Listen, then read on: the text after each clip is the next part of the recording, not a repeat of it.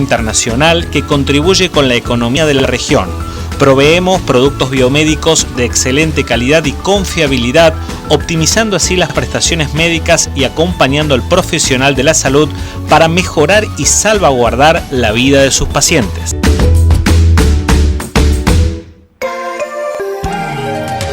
Así son las opiniones que nos importan.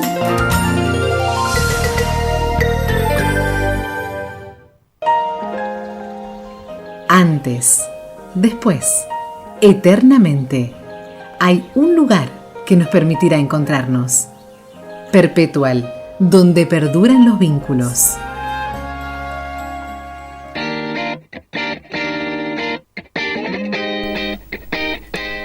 Se infló tanto la expectativa de la presencia de Lacasse, el vocero, en tribunales que fue directamente proporcional a la expectativa la decepción causada por su testimonio. Allí estuvo acreditada desde el programa Así son las cosas, desde la 102.9, la Gospel Florencia y Garza.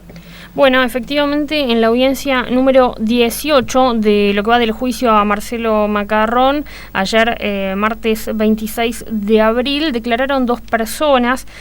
Por un lado, Roberto Cañolati, el médico cardiólogo de 81 años, y que fue citado. ¿Por qué? O sea, ¿por qué llegaron a declarar a Roberto Cañolati? Tan solo porque fue uno de los que habló del rumor entre Nora Dalmazo y Rafael Mañasco, en este caso en la Clínica del Sud. No pudo precisar, digamos que básicamente fue para eso, no pudo precisar quién se lo contó a él. Sí agregó, digamos, que era Vox Populi, que ese rumor se globalizó. ¿Sí? Por eso era como algo que circulaba por ahí y que lo decían todos, es lo que comentó el médico cardiólogo, que después conversó un poco con la prensa, pero bueno, era también, digamos, intrascendente, porque era sobre un aspecto puntual, un aspecto bastante alejado de la causa en sí misma, pero que además no pudo precisar lo que le querían preguntar, que era quién se lo había contado a él mismo. Bueno, para eso fue el primer testigo de ayer, en la séptima semana de este juicio. Y después fue el turno, como decías, con toda la expectativa cargada, de Daniel Lacasse, de 67 años, el ex vocero que nunca fue vocero, en sus palabras, alineado con Marcelo Macarrón en ese sentido. Jamás fui el vocero de Macarrón, todo lo que dije fue a título personal, y Marcelo tiene todo el derecho del mundo de dudar de todo.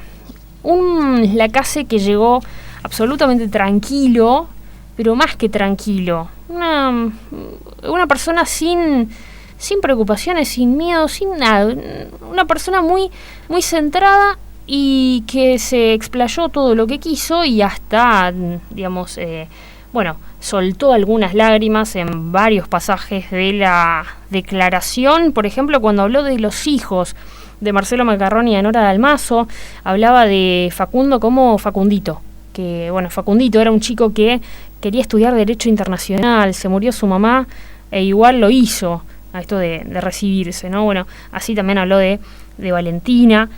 Un Daniel Lacasse que fue relevado del secreto profesional previo a que declarase por Marcelo Macarrón, porque si eso no ocurría, menos cosas todavía le iban a poder preguntar, ¿sí? Hay algunas cuestiones jurídicas que tiene, técnicas, digamos, la declaración de Lacasse, como también está operando esto de la investigación de la extorsión de Lacasse a Rorer, con lo cual no fue consultado. De todas maneras podía ser preguntado y él no responder, porque como bien le señaló el presidente del tribunal, Daniel Baudaña, nadie está obligado a declarar contra sí mismo. Es una aclaración que, si no recuerdo mal, es a la primera persona que se lo hacen a esta aclaración. A ver, Lacasse obviamente todo un repaso desde el momento en que él sea noticia del crimen de Nora Dalmazo. Dice que recibe el llamado de quien era su pareja en ese momento, Silvia Magallanes. Me dice, alejate de Marcelo, porque, bueno, alejate de Marcelo en el sentido de, sé que estás con Marcelo Macarrón, o sea, andate a un lugar alejado de él. Bueno, y ahí le cuenta que en Nora Dalmazo había muerto. Marcelo se cae, se larga a llorar, venía devastado, estaba devastado, no, está devastado, dice Lacasse, que hizo una defensa férrea de su amigo, porque eso también lo aclaró. Sigo siendo el amigo de Marcelo Macarrón. Por otro lado, después refirió a todo lo que tiene que ver con ese viaje a Punta del Este, cómo llegó allí. Dijo que habitualmente iba él a Punta del Este. Habló de la cuestión de los dólares. Dijo que no llevó dinero desde acá, de Río Cuarto, sino que lo retiró de su caja de ahorro, retiró $20.000. Hablaba de $20.000 como si fuese un vuelto, ¿no? Digo, son detalles que hay que tener en cuenta. Y por otro lado, también señaló que respecto al rumor Nora Dalmazo, Rafael Mañasco, de ese rumor se enteró o salió de la fiscalía. Me enteré un día antes de viajar. Me encuentro con el Cholo Briña, que me dice: el Rafa está re jodido. Eso en relación a Rafael Mañasco, por supuesto. Y finalmente me parece que otro de los aspectos es cómo Lacasse hizo una declaración como testigo, por supuesto, pero parecía que también era una declaración defensiva, hasta incluso victimizándose, por esto que te comentaba, de llorar en varios tramos, y señalar que le armaron una causa a Lacasse. Dice: a mí me armaron una causa, que es la causa de las dádivas. Eso fue un tema político por venganza o para desviar la causa del crimen de Nora Dalmazo. Y además, pegando golpes bajos, podríamos decir, con sus hijas, utilizando a sus hijas, en este caso Agostina Lacasse, que según contó Daniel ayer en la audiencia, fue amenazada por Chichino Daniele, que le dijo: a vos, exactamente, a vos te va a pasar lo mismo que a Norita. Le dijo esto en el juzgado. Daniel, que aclaró en el juicio, que es el dueño de la constructora que hace los edificios Mafalda, por ejemplo, entre otros. Sí, por eso clarísimo, porque además de que se lo preguntó a quien hacía referencia, dijo que era un testigo que había declarado antes en el juicio. Sí. Esto fue en el juzgado de conciliación. Bueno, hubo una denuncia y a esta chica, Agostina Lacasse, la hija del abogado, le dieron un botón antipánico y demás. Después fue preguntado por Alberto Bertea, dijo que no tiene nada contra Bertea, no tiene ninguna animosidad, y que no le costó el cargo porque lo sindicaban a Rafael Mañasco. O sea, no lo echaron por eso. Lo que le costó fue su conducta. Eso en relación al ex secretario de Seguridad. Por allí pasó la declaración de Daniel Lacasse, que no habló con la prensa. Muchas mentiras. Y sí.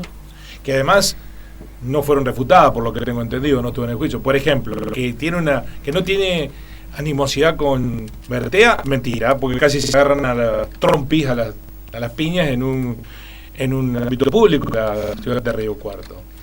Invierte la carga, dice que la fiscalía hizo correr el rumor de la relación entre Mañasco y Nora, y la fiscalía empieza a investigar porque estaba ese rumor. O sea, invierte la carga de la lógica de circulación de la noticia. Cuando dice la fiscalía, menciona al Cholo Briña. ¿Quién es el Cholo Briña? Es una persona muy conocida en el ambiente judicial porque trabaja en un estudio jurídico y que va y viene y hace trámites en tribunales. Es muy conocido del ámbito tribunalicio, el Cholo Briña. No trabaja para la fiscalía, no trabaja en tribunales. O sea, Cholo Briña no es igual a fiscalía, digamos, y eso se lo podrían haber preguntado y no lo hicieron. Claro, lo que él agregó es que Di Santo no le da el nombre, o sea, no es que Di Santo le dice: che, es Rafael Mañasco, pero sí declaró Lacasse que Di Santo decía, digamos, que al caso lo tenía semi-resuelto, que estaba todo encaminado. Bueno, pero además, la historia del que refiere Lacasse fue refutada en el propio Briñas, en el propio, porque me preguntan si es Bringas o Briñas, no, Briña. En el propio juicio, un mes antes, los testigos lo acaban de asegurar, estaba instalado en los hospitales, no en la fiscalía, pero no ha sido repreguntado. Lo que sí se ratificó ayer con la declaración de Lacasse, que Lacasse es o ha sido dueño y señor de actitudes positivas, de imponerse en tribunales. Recordados son los episodios en donde miembros del Poder Judicial, incluso algunos de los fiscales, incluso el propio fiscal de Cámara, Julio Rivero, era convocado, invitado al campo de la CASE para ver en el campo pasar los autos del Rally Mundial, y se quedaban varios días en ese lugar. Todo eso ocurre. Por eso cuando la CASE habla y nos pretende poner a todos en escena de ingenuos, un poco que nos está tomando el pelito, un poco, ¿no? No importa que nos tome el pelo nosotros, los periodistas, pero lo importante es que pasó por el juicio sin rasparse. Totalmente. Cuando lo habían nombrado todos los testigos, algunos testigos dijeron, si me pasa algo, sí, busquen a la CASE. Sí, Mariona, lo había dicho, una de las amigas de Nora Dalmazo. Y el último dato sobre la declaración de la CASE es cuando hace referencia al poder que le otorgó Marcelo Macarrón, ese mandato, digamos, como para hacer trámites en tribunales. De hecho, lo firman en lo de Tito Muñaini, agrega la CASE. Estoy hablando del poder de sucesión. Bueno, lo sigue teniendo Daniel Lacase, pero como vos bien decís, esto pasa, o sea, pasó como un testigo más, sí, cuando no lo es. Y un dato más, quizás esto que yo no era el vocero de la CASE, otra mentira de la CASE. A mí, la CASE me citó en su estudio con otros periodistas y él era el convocante a la conferencia de prensa con los abogados que representaban a la familia Macarrón, que venían de Córdoba, y la escena es oficina de abogado de la CASE, lujosa por cierto, en la calle Alvear.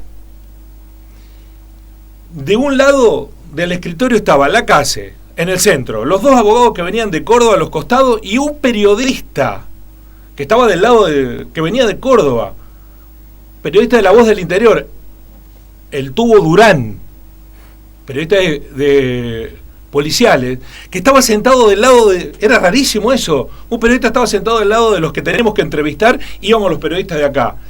Esa actitud, si no es de una vocería asumida plenamente, no me lo pueden desmentir porque yo estuve ahí. Entonces, la CASE fue el vocero. Y a mí me sorprende que no haya trascendido nunca que a la hija la habían amenazado. Es verdad. ¿No? En 15 años. Nunca. Sí, más si dice que hubo una denuncia incluso, bueno, claro, es extraño. Efectivamente. Bueno, el que habló ayer es Juan Dalmazo, se refirió a la aclaración de la CASE, dijo que no tenía expectativa, habló poquito y nada, el hermano de Nora.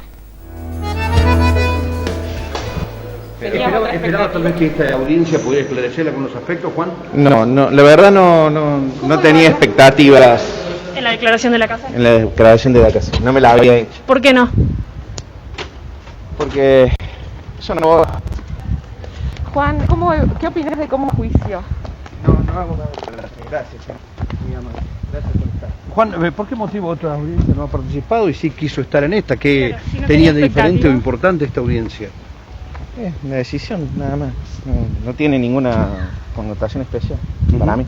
¿Hay algo que quieras decir que tengamos que tener en cuenta, algo que te haya llamado la atención? En absoluto. No. ¿Y del juicio, de todo el desarrollo, esperabas más? Juan, cuando usted dice, bueno, no esperaba otra cosa porque son abogados, ¿a qué hace referencia concretamente? Bueno, tienen facilidad de palabra. Macarrón dijo que, que la CASE le había armado la coartada a Rohrer y sigue siendo el apoderado. ¿La CASE le llama la atención? No tengo nada para decir. Bueno, ahí estaba. Quiso hablar muy poco el hermano de Nora Dalmazo. Es extraño esto, ¿no? Digamos, no tenía expectativa en la declaración de la CASE porque son abogados, porque tiene facilidad de palabras, sí, y todo eso. Pero fue. Claro, pero fue. Pero, digamos, es la primera y única audiencia, excepto en la que él declaró como testigo, a la que va. Finalizo con esto que vos decías de la CASE. El argumento que él brindó es que se excedió en hablar. Eso fue lo que argumentó. Sí. Él se excedió en hablar, pero no fue vocero. Y lo que le repreguntó Rivero sobre esto, después de que le mostraron la conferencia en el Hotel Ópera, donde estaba allí la CASE con Macarrón y con Facundo Macarrón, o sea, Rivero puso el acento justamente en la figura del hijo, ¿no?, de Nora Dalmazo. ¿Qué hacía ahí Facundo, doctor? lo están exponiendo. ¿Quién lo expone ahí? Bueno, dijo que no fue planificada, que de hecho él estaba en el Hotel Ópera, pasaba por ahí Marcelo Macarrón y me dijo, ¿me acompañás a subir, a estar conmigo, digamos? Y yo era amigo, ¿cómo no lo iba a acompañar? Y Facundito dijo, yo también voy. Bueno, no hubo ningún profesional de prensa, o sea, como que no estuvo coordinado con la prensa allí, y por ese lado fue la argumentación de Daniel Lacase, que deberá ahora ser evaluada, como todas las otras testimoniales, por el jurado popular, que anda a saber qué dice, ¿no? Bueno, la palabra de Juan Dalmazo, que fue registrada por Florencia, que se quedó hasta el final de la audiencia ayer, junto con otros colegas. Una sola mención, Florencia, incluso antes de, esto corre por mi cuenta, antes de emitirla en su propio medio, le cedió el audio de Juan Dalmazo a muchos colegas, ¿no? Lo que habla bien de la generosidad periodística de Florencia. Lo que me sorprende es que esos colegas primero le dicen, te voy a citar como un acto excepcional, hay que citar siempre, la ética periodística eso indica, y me sorprende también la chiqueza de los medios grandes, ¿no? lb16.com cita entrevista, gentileza de Florencia Igarza, como si Florencia fuera una vecina que pasa por un lugar y les da la nota. No, Florencia Igarza pertenece a un medio de comunicación que se llama FM Gospel, a un programa que se llama Así son las cosas. Hay que ser dignos, ¿no? Y la grandeza se construye desde ese lugar. No mencionar el programa ni el medio es señal de que un grande oculta inexplicablemente eso, ¿no? Porque Florencia es una señorita periodista, pero señora periodista, que trabaja en un medio de comunicación. No es un suelto que anda dando vueltas y les da una entrevista, les cede generosamente una entrevista, incluso antes de emitirla en su propio espacio. La grandeza y la chiqueza. Así son las